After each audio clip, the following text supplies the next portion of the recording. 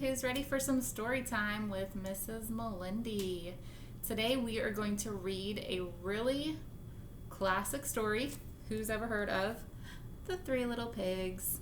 Now this one is a 3.2 level for my third graders, so you guys can take an AR test on this if you decide to.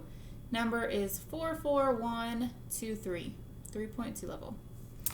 All right, so The Three Little Pigs by Paul Galdone. I'm sure most of you know this story. You've heard it since you were little kids. Once upon a time, there was an old sow with 3 little pigs. She had no money to keep them, so she sent them off to seek their fortune. The first little pig met a man with a bundle of straw and said to him, "Please, man, give me that straw to build me a house." So the man did, and the little pig built his house with it. Along came a wolf. He knocked at the door and said, little pig, let me come in." "No, no," said the little pig, "not by the hair of my chinny chin chin." "Then I'll huff, and I'll puff, and I'll blow your house in," said the wolf. So the wolf huffed and he puffed and he blew the house in, and he ate up the first little pig.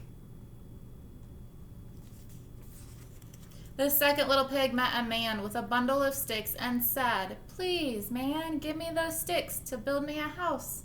So the man did, and the little pig built his house with them. Then along came the wolf and said, little pig, let me come in." "No, no, not by the hair of my chinny chin chin." "Then I'll huff, and I'll puff, and I'll blow your house in," said the wolf. So he huffed and he puffed and he huffed and he puffed, and at last he blew the house in, and he ate up the second little pig.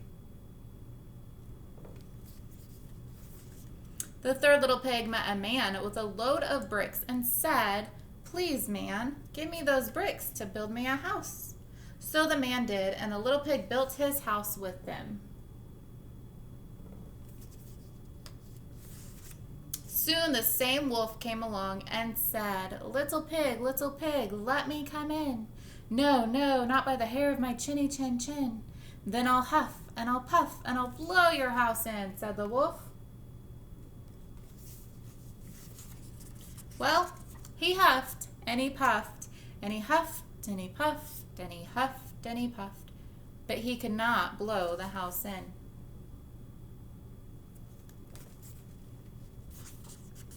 At last the wolf stopped, huffing and puffing, and said, little pig, I know where there is a nice field of turnips." "Where?" said the little pig.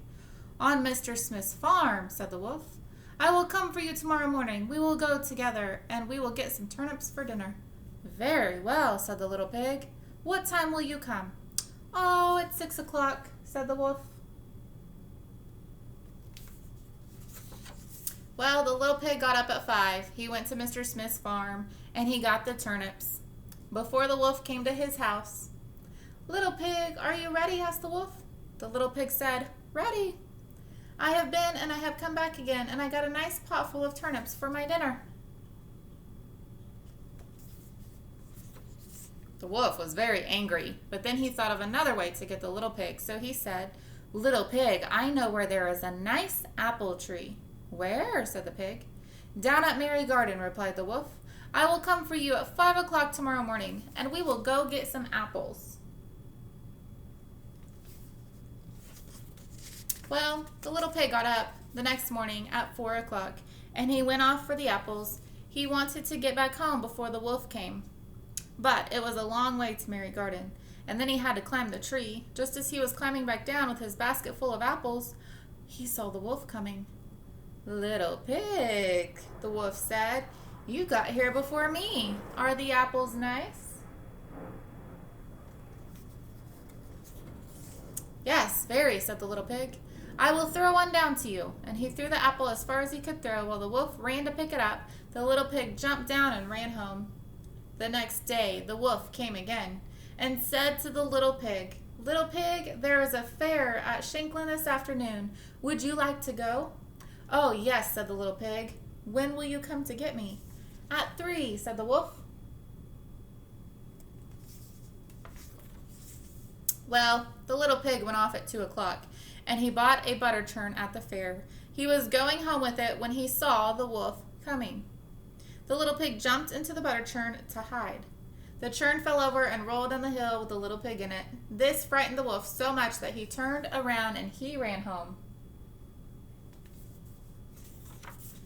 Later, the wolf went to the little pig's house and told him what had happened. "A great round thing came rolling down the hill right at me," the wolf said. "Ha! I frightened you then," said the little pig. "I went to the fair and bought a butter churn. When I saw you, I got into it and I rolled down the hill." The wolf was very angry indeed. "I'm going to climb down your chimney and I'm going to eat you up," he said. When the little pig heard the wolf on the roof, he hung a pot full of water in the fireplace. Then he built a blazing fire. Just as the wolf was coming down the chimney, the little pig took the cover off of the pot, and in fell the wolf. The little pig quickly put on the cover again, boiled up the wolf, and ate him for supper. And the little pig lived happily ever after. Sometimes it's nice to be outsmarting your enemy, huh? That was a good story. Not quite how you thought it would turn out, huh? All right, guys, thanks for joining me once again. Bye.